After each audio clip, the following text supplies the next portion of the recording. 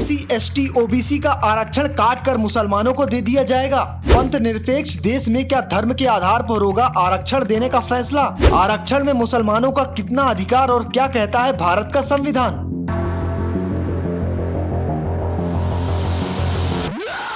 पीढ़ियों की गुलामी के बाद हमारे देश को 1947 में आजादी मिली। आजादी के बाद देश को चलाने और सभी के विकास के लिए भारत का संविधान बना। पंडित नेहरू, डॉक्टर भीमराव अंबेडकर, सरदार पटेल और राजेंद्र बाबू ने जब इसका निर्माण किया तो तब इसका मकसद था हर भारतीय को समानता का अधिकार मिले और सबका विकास हो। लेकिन जब से आरक्षण शब्द का इस्तेमाल राजनीतिक नफा और नुकसान के लिए होने लगा, तब से ये अपना मूल्य और उद्देश्य दोनों खोता जा रहा है और अब तो कई राज्यों में विवाद का सबसे बड़ा कारण बन गया। हाल ही में पीएम मोदी के एक इंटरव्यू के बाद मुस्लिम आरक्षण को लेकर एक नया विवाद जोर पकड़ा है। कई सवाल मीडिया और सोशल मीडिया में हर जगह घूमने लगे हैं। क्या सच में SC और ST और OBC का आरक्षण काट कर मुसलमानों को दे दिया जाएगा? भारत में अब धर्म के आधार पर क्या आरक्षण दिया जाएगा? तो चलिए आपको बताते हैं किस राज्य में कितना आरक्षण किसे देने का प्रावधान है और किसे अब तक मिल चुका है।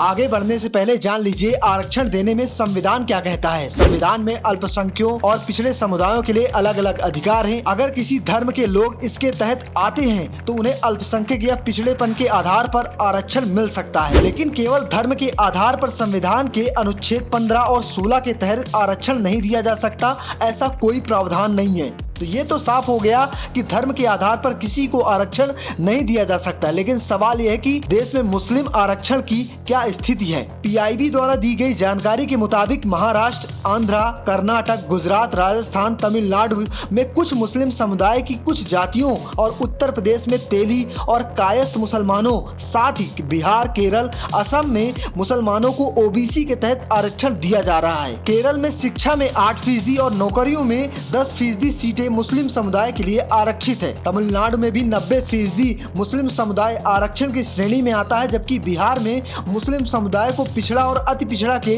रूप में वर्गीकृत करके आरक्षण दिया गया था। लेकिन जहां ये चर्चा शुरू हुई वो राज्य था कर्नाटक। आइए जानते हैं वहां की स्थिति क्या है। 1990 में जस्टिस O चिन्नप्पा रेड्डी की अध्यक्षता में कर्नाटक में तीसरे पिछड़ा वर्ग आयोग ने पाया कि मुसलमान पिछड़े वर्गों में शामिल होने की शर्तों को पूरा करते हैं और इसी रिपोर्ट के आधार पर 1995 में मुख्यमंत्री HD देवेगौड़ा की सरकार ने OBC कोटा के तहत 4% मुस्लिम आरक्षण लागू किया। OBC की केंद्रीय सूची में शामिल 36 मुस्लिम जातियों को कोटा में शामिल किया गया था। आज JDU और भाजपा साथ साथ है, लेकिन 2023 में विधानसभा चुनाव से पहले जब बासवराव बोम्मई सरकार ने मुस्लिम कोटा को खत्म करने का फैसला किया, तब देवेगौड़ा की JDU ने इसका जमकर विरोध किया था। बाद में सुप्रीम कोर्ट ने बोम्मई सरकार के फैसले पर रोक लगा दी थी। ये तो थी मुस्लिम आरक्षण की कहानी। हमारे संविधान में किसी को भी धर्म के आधार पर कोई आरक्षण नहीं दिया जा सकता और देश के लगभग हर प्रदेश में मुसलमानों की पिछड़ी जातियों को जाति के आधार पर